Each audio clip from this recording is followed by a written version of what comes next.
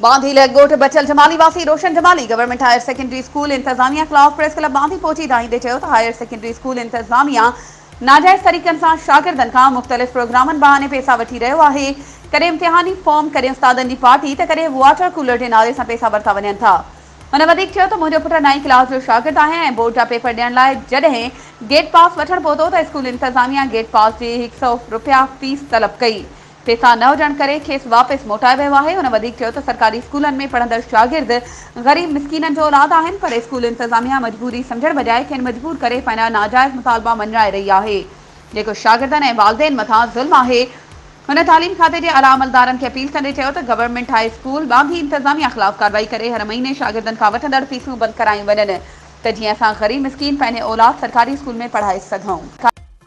वधीक ख़बरुनि ऐं अपडेट्स जे लाइ असांजे चैनल खे सब्सक्राइब कयो